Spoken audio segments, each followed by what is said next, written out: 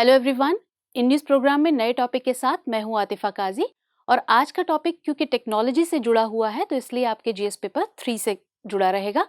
दरअसल विकिपीडिया ने हाल ही में अपना यूनिवर्सल कोड ऑफ कंडक्ट जारी किया है, यानी कि नई सार्वभौमिक आचार संहिता जारी की है। अब ये खबर पूरी जानने से पहले आप सभी के लिए एक खुशखबरी है। दरअसल दृष्टि आईएएस की जो जयपुर शाखा है वहाँ पर क्लासरूम प्रोग्राम के लिए एडमिशन्स 5 फरवरी से स्टार्ट हो चुके हैं। तो इससे रिलेटेड आप कोई भी जानकारी के लिए हमारी वेबसाइट पर विजिट कर सकते हैं www.drishtiias.com। तो चलिए अब हम बात कर रहे थे अपनी खबर की, आगे बढ़ते हैं। कोड ऑफ कंडक्ट की बात कर रहे थे हम कि जो विकिपीडिया लेकर आया है तो ये उसका अपनी तरह का पहला दस्तावेज है और विकिपीडिया का कहना है कि ये बहुत पारदर्शी है और ये किसी भी इस प्लेटफॉर्म पर किसी भी तरह की जो गलत सूचनाएं हैं या आपत्तिजनक कंटेंट है या आर्टिकल है उन सभी पर रोक लगाने के लिए ये लाया गया है। और इसे लॉन्च किसने किया है? विकिमीडिया फाउंडेशन ने इसे लॉन्च किया है। अब ये हमारी खबर थी। अब इस खबर से ही हम आगे किन किन पॉइंट्स पर बात करेंगे, वो पॉइंट्स हमारे इस खबर से ही निकल कर आते हैं। तो आज की खबर से हमारे कौन से पॉइंट्स निकल कर आए हैं? सबसे पहला यूनिवर्सल कोड ऑफ कंडक्ट, क्योंकि जाहिर है हम इसी के ऊपर बात कर रहे हैं तो पहला हमारा पॉइंट वही रहता है जिस पर हम बात करें, जिस पर हमारी खबर बेस्ड है, तो आमतौर पर पहला पॉइंट हमारा वही रहता है। उसके बाद विकिपीडिया के बारे में जानेंगे कि विकिपीडिया क्या है, विकिमीडिया फाउंडेशन के बारे में भी जानेंगे कि विकिमीडिया फाउंडेशन क्या है। और क्योंकि यहाँ एक ऑनलाइन प्लेटफॉर्म की बात हो रही है और वो किसी भी तरह की गलत सूचना या आपत्तिजनक कंटेंट को रोकने की बात कर रहा है, तो यहाँ इसलिए भी जानना ज़रूरी है कि जो साइबर उत्पीड़न है यानी साइबर हरासमेंट है वो क्या होता है और इसको लेकर भारत में यानी हमारे देश में किस तरीके के कानून है, किस तरीके के प्रावधान किए गए हैं, उनके बारे में भी जानेंगे। और विकिपीडिया के इस कोड ऑफ कंडक्ट को लेकर और ओवरऑल साइबर हरासमेंट को लेकर हमारे सामने क्या चैलेंजेस हैं और उन सबको दूर करने के लिए क्या उपाय किए जा सकते हैं, उन सभी पर हम बात करेंगे और फिर रहेगा हमारा प्रश्न।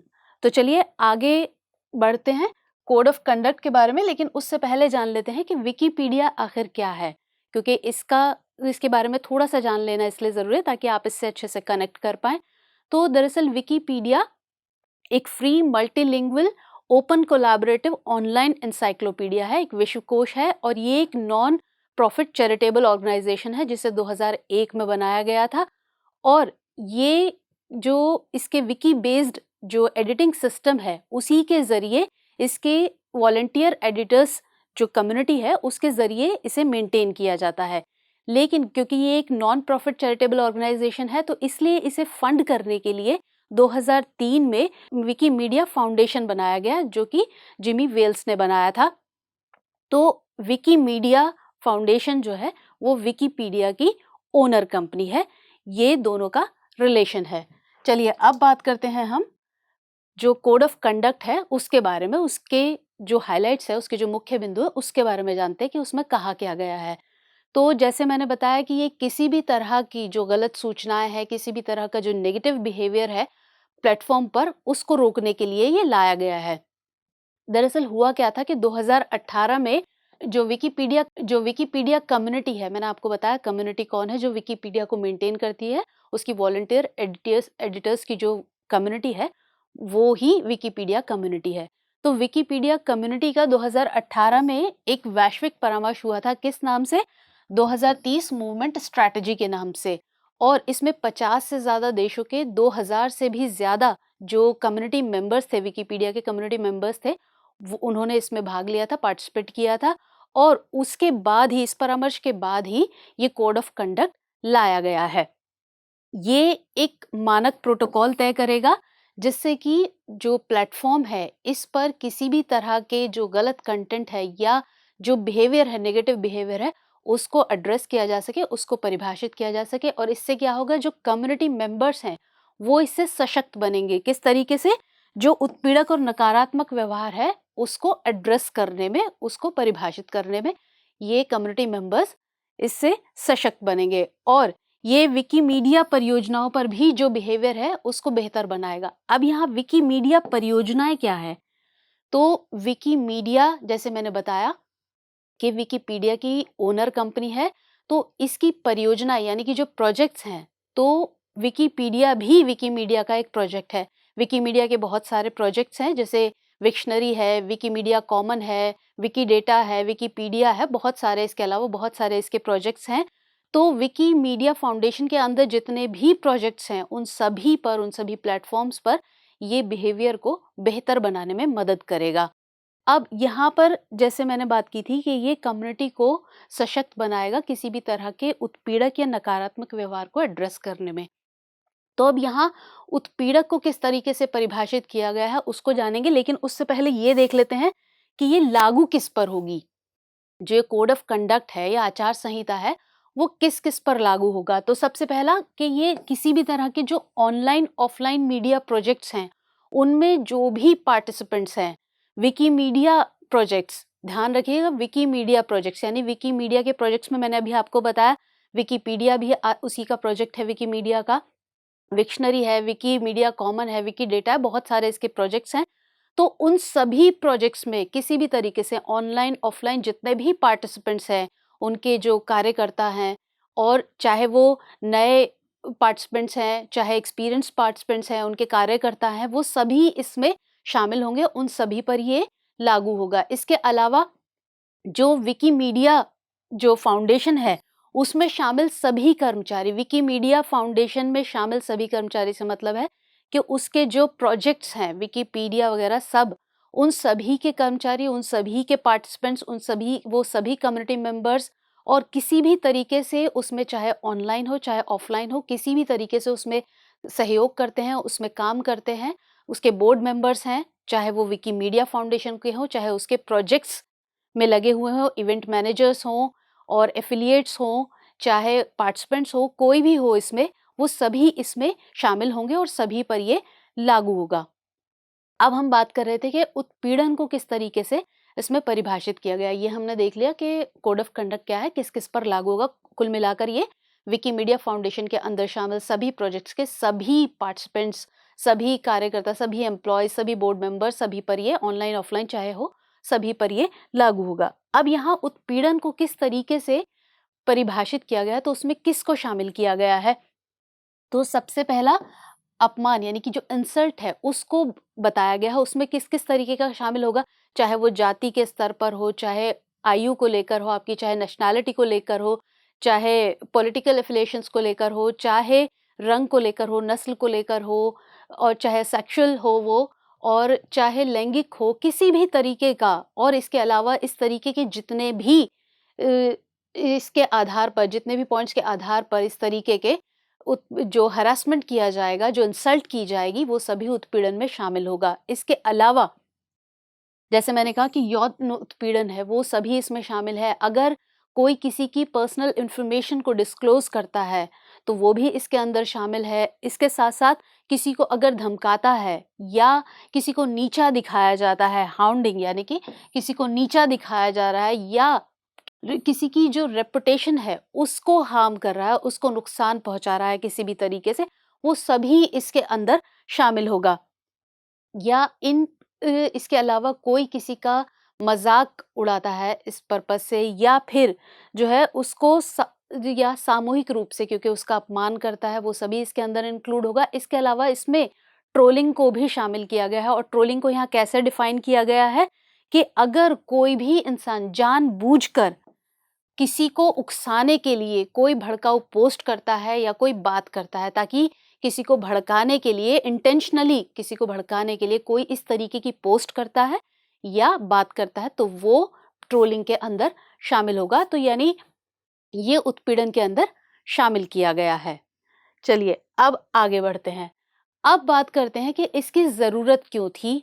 जैसे हमने बात की कि कम्युनिटी, वॉलंटियर कम्युनिटी इसको मेंटेन करती है, और एक ये ओपन कोलैबोरेटिव प्लेटफॉर्म है ये, तो इसकी ज़रूरत क्यों थी कोड ऑफ कंडक्ट की। तो सबसे पहले तो कंटेंट में जो हेर-फेर है और जो गलत सूचनाएं हैं किसी भी तरह की, क्योंकि ये एक ओपन कोलैबोरेटिव प्लेटफॉर्म है, तो इस पे वॉलंटियर जो एडिटर्स कम्युनिटी है वो इसको उसके ज़रिए मेंटेन किया जाता है। यानी इसमें कोई भी जो एडिटिंग सिस्टम है उसके थ्रू इसमें जो कंटेंट है उसको एडिट कर सकता है। तो इसी वजह से, ताकि जो कंटेंट में हेर-फेर है और गलत सूचना है उनको रोका जा सके, ताकि किसी भी तरह की जो गलत सूचना उसमें ना डाली जा सके या किसी को अब्यूज़ ना किया जा सके या किसी भी तरह का इंटेंशनली कोई हेर-फेर ना कर सके जिससे कि किसी को हरास किया जा सके। हमने अभी जैसे पॉइंट्स देखे थे पहले कि किस-किस तरीके से उत्पीड़न में या हरासमेंट में क्या-क्या शामिल किया गया है, किसी को इंसल्ट करना हो, तो इस तरीके से कि इस इंटेंशन से किसी भी तरह के कंटेंट के हेर-फेर को रोका जा सकेगा, इससे किसी भी तरह की गलत सूचना को फैलने से रोका जा सकेगा और इसके अलावा जो कोई किसी को अब्यूज़ करता है उसको रोका जा सकेगा। और इससे पहले जो था, क्योंकि साइट पर इस तरह का कोई भी ऐसी गाइडलाइंस नहीं थी जिससे कि इस तरह की रोक लगाई जा सके। यानी कि एक तरह की गाइडलाइंस हैं जिससे कि इस तरह के गलत बिहेवियर को पहचाना जा सके। गलत बिहेवियर किस तरीके का गलत बिहेवियर है, नेगेटिव बिहेवियर्स है, उन सबको डिफाइन किया जा सके, उसके लिए ही ये गाइडलाइंस लाई गई हैं। और साइट पर जो आपत्तिजनक और नकारात्मक व्यवहार है उसको बैन करने के लिए, उसको प्रतिबंधित करने के लिए ये एक जो वैश्विक मानक है उनका निर्माण करेंगी ये गाइडलाइंस। इसके लिए ही इसको लेकर आया गया है, तो यही इसकी ज़रूरत है। चलिए अब आगे बढ़ते हैं। अब जैसे हम बात कर रहे थे कि हरासमेंट की हम यहाँ बात करें, क्योंकि ऑनलाइन प्लेटफॉर्म है और वहाँ हरासमेंट की बात हो रही है, तो यहाँ साइबर बुलिंग की बात हो रही है। साइबर साइबर जो उत्पीड़न है यानी साइबर हरासमेंट है, जिसे साइबर बुलिंग भी कहते हैं, तो उसकी बात हो रही है। अब यहाँ पहले ये जानना ज़रूरी है कि साइबर का मतलब क्या होता है। तो दरअसल जो भी जो बिहेवियर है वो आपका अगर कंप्यूटर से, इंफॉर्मेशन टेक्नोलॉजी से या वर्चुअल रियलिटी या किसी भी तरीके से जो इंटरनेट से रिलेटेड, उसके डिवाइसेस से रिलेटेड, इंटरनेट से रिलेटेड डिवाइसेस से रिलेटेड होगा, तो वो साइबर के अंदर आता है। अगर आप उसके ज़रिए अगर कोई क्राइम करते हैं, जैसे अभी हमने कुछ दिन पहले ही ये पढ़ा था कि जो साइबर क्राइम है वो क्या होता है। तो साइबर क्राइम भी है कि अगर आप इंटरनेट के ज़रिए कंप्यूटर से या अपने फ़ोन डिवाइसेस से, किसी भी इलेक्ट्रॉनिक डिवाइस से या इंफॉर्मेशन टेक्नोलॉजी के ज़रिए, वर्चुअल रियलिटी, ये सब चीज़ें इसके अंदर शामिल होती हैं। इसके ज़रिए अगर आप कोई क्राइम करते हैं तो वो साइबर क्राइम होता है। तो इसी तरीके से अगर इन्हीं के ज़रिए, अगर इन्हीं डिवाइसेस के ज़रिए या इन्हीं के माध्यम से आप अगर किसी को हरास करते हैं तो वो होता है साइबर हरासमेंट, जिसे कि हम साइबर बुलिंग भी कहते हैं टेक्निकल लैंग्वेज में। तो जैसे मैंने आपको भी बताया कि इलेक्ट्रॉनिक साधनों का उपयोग करके, इलेक्ट्रॉनिक मीन्स के थ्रू जब हम किसी को धमकाते हैं या किसी को उत्पीड़ित करते हैं तो वो होता है साइबर हरासमेंट, साइबर उत्पीड़न। और जैसे तकनीक का उपयोग करके डिजिटल डिवाइस द्वारा, डिजिटल डिवाइस कौन-कौन सी हो सकती है? आपका फ़ोन हो गया, कंप्यूटर हो गया, लैपटॉप हो गया, टैबलेट हो गई, तो इस तरह की डिजिटल डिवाइसेस जितनी भी है उनके थ्रू किया गया जो हरासमेंट है वो साइबर हरासमेंट आएगा। और इसमें कौन-कौन से प्लेटफ़ॉर्म्स शामिल होते हैं? इसमें सभी सोशल जो मीडिया है, सोशल मीडिया प्लेटफ़ॉर्म्स है वो सभी शामिल है, जैसे फ़ेसबुक, इंस्टा वगैरह, ये सभी सोशल मीडिया प्लेटफ़ॉर्म्स हैं। ईमेल, मैसेजेस, चैट, वीडियो, इन सभी के ज़रिए अगर आप किसी को हरास करते हैं तो वो साइबर हरासमेंट होता है, साइबर हरासमेंट के अंदर आता है। कुल मिलाकर कहा जा सकता है कि इंटरनेट का इस्तेमाल अगर आप गलत तरीके से करते हैं, गलत इंटेंशन से करते हैं, किसी को हरास करने के लिए, किसी का अपमान करने के लिए, किसी को इंसल्ट करने के लिए, तो वो सभी साइबर हरासमेंट के अंदर आता है, यानी साइबर बुलिंग में वो काउंट होता है। और किसी प्रकार की अफवाह भी फैलाना, यानी कोई भी गलत खबर फैलाना, किसी भी प्रकार की जो गलत खबर है उसको फैलाना, गलत सूचना को फैलाना, अफवाह फैलाना, ये सब भी साइबर हरासमेंट के अंदर आता है।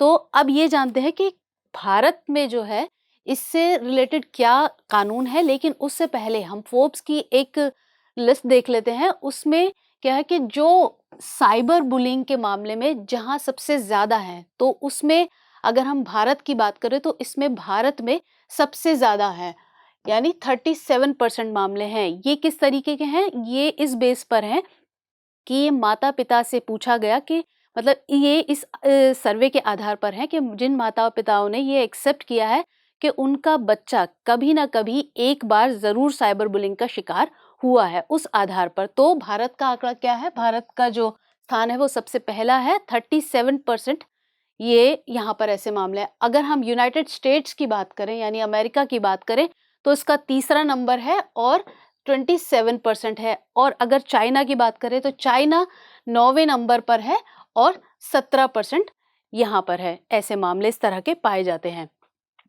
तो भारत में सबसे ज़्यादा इसके मुताबिक जो है भारत में सबसे ज़्यादा पाए जाते हैं। 2018 का ये आंकड़ा है। तो चलिए अब देख लेते हैं कि भारत में क्या कानून है, लेकिन उससे पहले आप प्रश्न नोट कर लीजिए, फिर हम आगे बात करेंगे भारत के मामले में। सोशल मीडिया के दौर में बढ़ती सुरक्षा चुनौतियों और फेक न्यूज़ की घटनाएं एक मजबूत कानून और आचार संहिता की आवश्यकता को रेखांकित करती हैं। विकिपीडिया द्वारा हाल ही में जारी यूनिवर्सल कोड ऑफ कंडक्ट के संदर्भ में इस कथन पर चर्चा कीजिए। तो प्रश्न आपने नोट कर लिया होगा। तो हम बात कर रहे थे कि भारत में किस तरीके के इस जो साइबर उत्पीड़न है, साइबर हरासमेंट है, उसको रोकने के लिए किस तरीके के कानून बनाए गए हैं, किस तरीके के कानूनों का प्रावधान है। तो अगर देखा जाए तो जो पर्टिकुलर टर्म है साइबर बुलिंग, तो ये भारत के जो सूचना प्रौद्योगिकी अधिनियम है 2000 का, यानी आईटी एक्ट है 2000 का, ना तो उसमें ये पर्टिकुलर टर्म है उसका उल्लेख किया गया है और ना ही पॉक्सो एक्ट में इसका उल्लेख किया गया है। लेकिन फिर भी कुछ धाराएं हैं जिनमें इस तरीके के प्रावधान किए गए हैं, इस तरीके के जो अपराध हैं उनको रोकने के लिए सजा का प्रावधान किया गया है। तो कौन कौन सी हैं? आईटी एक्ट की धारा, कई सारी धाराएं हैं, जैसे 65 है, 66 बी है, 66 डी है, 66 एफ है, 67 ए बी। जैसे 65 कहती है कि जो कंप्यूटर संसाधन है उनसे छेड़छाड़ की जो कोशिश अगर की जाती है तो उसमें सजा का प्रावधान होता है। इसके अलावा जो 66 बी है, ये कंप्यूटर के जरिए जो भी चोरी की गई सूचनाएं हैं उनको गलत तरीके से हासिल करने पर सजा का प्रावधान करती है। और जैसे 66 एफ है, ये किसी भी तरह के जो साइबर आतंकवाद है उसको रोकने का प्रावधान करती है और उसके लिए सजा का प्रावधान करती है, किसी भी तरह के साइबर आतंकवाद को। इसके अलावा जैसे हम 67 ए और 67 बी की बात कर रहे थे तो जो 67 ए है, ये इलेक्ट्रॉनिक मीडियम के जरिए जो भी अश्लील सूचनाएं हैं उनको प्रचारित और प्रसारित करने पर सजा का प्रावधान करती है। और 67 बी जो है ये चाइल्ड पोर्नोग्राफी से रिलेटेड है, तो ये उससे रिलेटेड जो भी सजा है उसका प्रावधान करती है। इसके अलावा आईपीसी जो है उसकी भी कुछ धाराएं हैं। कौन कौन सी? 499 और 509। 499 ये किसी भी तरह की मानहानि से रिलेटेड है, जबकि 509 की बात करें तो ये किसी भी स्त्री की अस्मिता से संबंधित मामलों में सजा का प्रावधान करती है। अगर उससे उसका उल्लंघन किया जाता है या किसी भी तरह से जो स्त्री है उसकी अस्मिता का अनादर किया जाता है तो उसके मामले में ये सजा का प्रावधान करती है। तो ये दोनों मामलों में जो आईपीसी की कुछ धाराएं हैं हमने देखी और आईटी एक्ट की धाराएं देखी। इसके अलावा हाल ही में जो ministry of women and child development है उसने भी एक कैंपेन चलाया था। जैसे आपने कुछ समय पहले सुना होगा #MeToo कैंपेन चला था, तो उसी की तर्ज पर ये कैंपेन चलाया गया है। ये है #HelpMeWCD। WCD यानी विमेन एंड चाइल्ड डेवलपमेंट, ये मिनिस्ट्री का नाम है। तो ये इस नाम से हैशटैग चलाया गया ताकि जो साइबर बुलिंग है उससे बचाने के लिए बच्चों और महिलाओं के लिए ये कैंपेन चलाया गया था इस मिनिस्ट्री के जरिए। तो ये भारत के मामले में हमने देखा कि भारत के मामले में भारत ने जो है इस मामले में क्या प्रावधान किए, क्या कानूनों का प्रावधान है। तो अब इससे रिलेटेड चुनौतियों की बात करते हैं। तो पहले हमने बताया था कि जो कोड ऑफ कंडक्ट है उससे रिलेटेड भी और ओवरऑल जो साइबर हरासमेंट है उससे रिलेटेड, दोनों से रिलेटेड हम चैलेंजेस देखेंगे। तो कोड ऑफ कंडक्ट की बात करें तो इसके लिए पहला चैलेंज ये है कि जो कंपनी है, जो फाउंडेशन है, उसको ये देखना होगा कि इसका इन मानकों का जो ये दिशा निर्देश लाए गए हैं, जो ये मानक लाए गए हैं, इनका स्थानीय और क्षेत्रीय विकिपीडिया जो स्तर है उस पर इनका सही तरीके से पालन होगा कि नहीं होगा, या उनको सही तरीके से लागू किया जाएगा कि नहीं किया जाएगा, ये भी उसके सामने चुनौती है, उनका मानना है। और इसके अलावा अगर हम ओवरऑल साइबर हरासमेंट की बात करें तो सबसे पहला कि जो आजकल छोटे परिवार हैं और बच्चों का अकेलापन, बच्चे जिस तरीके से अकेले हो रहे हैं क्योंकि न्यूक्लियर फैमिलीज़ का दौर है, पेरेंट्स जॉब करते हैं, माता-पिता दोनों ही जॉब करते हैं, तो बच्चे जिस तरीके से अकेले रहते हैं और इंटरनेट तक उनकी आसान पहुँच है, डिवाइसेस का उनके पास आराम से उपलब्ध होना, तो इन सभी की वजह से कहीं न कहीं ज़्यादातर जो बच्चे हैं, जो कम उम्र के बच्चे हैं, वो ही इसका शिकार होते हैं। अवयस्क बच्चे जो हैं, वो इसका ज़्यादा शिकार होते हैं साइबर बुलिंग का। तो ये बढ़ती न्यूक्लियर फैमिली का जो संस्कृति है और बच्चों का अकेलापन, कहीं न कहीं ये एक चुनौती है इस साइबर बुलिंग को लेकर।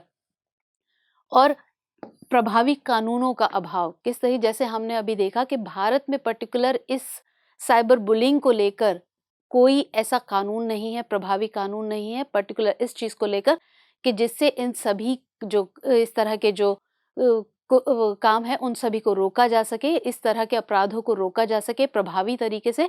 तो सही तरीके से प्रभावी कानूनों का ना होना भी एक चुनौती बन रही है इस मामले में, क्योंकि जिस तरीके से दिन प्रतिदिन मामले बढ़ रहे हैं साइबर बुलिंग के, तो इसलिए उन्हें रोकने के लिए सही तरीके से प्रभावी कानून ना होने की वजह से भी समस्याएं सामने आ रही हैं। अब ऐसे में इन चुनौतियों को दूर करने के लिए क्या उपाय किए जा सकते हैं? पहला पॉइंट हमने देखा था कोड ऑफ कंडक्ट के बारे में, तो उसी के लिए जो नए मानक हैं उनके कार्यान्वयन को सही तरीके से उनका कार्यान्वयन किया जा रहा है कि नहीं, उसके लिए सही तरीके से उनको मूल्यांकन करने की ज़रूरत होगी आगे धीरे-धीरे, क्योंकि अभी कोड ऑफ कंडक्ट लाया गया है, तो समय-समय पर उसके मूल्यांकन की ज़रूरत पड़ेगी कि ठीक तरीके से उसका कार्यान्वयन हो भी रहा है या नहीं, सभी जो मानक हैं उनका पालन पूरी तरीके से हो भी रहा है या नहीं। तो ये उसके लिए कोड ऑफ कंडक्ट के लिए हुआ। अब ओवरऑल हम बात कर रहे थे जो साइबर हरासमेंट की, तो उसमें जिस तरीके से हम न्यूक्लियर फैमिलीज़ की बात कर रहे थे, तो न्यूक्लियर फैमिलीज़ का जिस तरीके से आजकल है दौर है और पेरेंट्स दोनों जॉब करते हैं, तो ऐसे में बच्चे अकेले ज़्यादा होने लगे हैं, अकेलेपन का शिकार हो रहे हैं। तो इसमें ज़रूरत है कि जो परिवार है, वो बच्चों पर ज़्यादा से ज़्यादा ध्यान दे, किस तरीके से बच्चों के साथ ज़्यादा से ज़्यादा इन्वॉल्वमेंट बढ़ाकर, क्योंकि आजकल जैसे मैंने बताया कि पेरेंट्स दोनों ही जॉब करते हैं तो वक़्त कम मिलता है, लेकिन जितना वक़्त है बच्चों के साथ इन्वॉल्व रहने की ज़रूरत है ताकि बच्चे अपनी बातें पेरेंट्स से शेयर कर सकें, अपने परिवार वालों से शेयर कर सकें, या जिनके परिवार में माता-पिता के अलग और भी लोग हैं, तो उनसे बच्चे इंटरैक्ट हो सकें और ज़्यादा सोशल हो सकें, जिससे इस तरीके का अकेलापन ना महसूस करके वो इस तरह के अपराधों का शिकार ना बने। तो ये ज़रूरी है कि परिवार के साथ-साथ इंटरैक्ट ज़्यादा से ज़्यादा हो और ज़्यादा से ज़्यादा बच्चों को सोशल बनाया जाए। इसके अलावा बच्चों में जागरूकता बढ़ाई जाए, बच्चों के साथ जब इंटरैक्शन ज़्यादा बढ़ेगा तो उनको सही तरीके से इस तरह के अपराधों की, या जो भी इंटरनेट वगैरह यूज़ कर रहे हैं या ऑनलाइन प्लेटफ़ॉर्म्स हैं, उन सभी के बारे में सही तरीके से बच्चों को तकनीकी जानकारी दी जाए या उनके बारे में बताया जाए कि किस तरीके से यूज़ करें, किस तरीके से नहीं करें, और सभी बच्चों को तरीके से जागरूक किया जाए, सही तरीके से उनके साथ ज़्यादा से ज़्यादा वक़्त बिताया जाए और उनको सही तरीके से उनके साथ जब इंटरैक्ट होंगे, तो उससे बच्चों में जागरूकता बढ़ेगी, तो इससे कहीं न कहीं जो ये अपराध हैं, इनमें कमी आएगी। इसके अलावा प्रभावी कानूनों की आवश्यकता, जैसे हमने कहा था कि जो प्रभावी कानूनों की कमी है, इस तरह के अपराधों को लेकर, तो ज़रूरत है कि इस तरीके के कानून लाए जाएँ, जिससे इस तरह के अपराधों पर लगाम लग सके और इस तरीके के इससे जो बच्चे शिकार होते हैं, जो लोग भी शिकार होते हैं इस तरह के अपराधों का, तो उसमें कमी लाई जा सके। तो ये था हमारा आज का टॉपिक। मुलाकात होगी फिर किसी और नए टॉपिक के साथ, तब तक के लिए इजाज़त दीजिए। जय हिंद।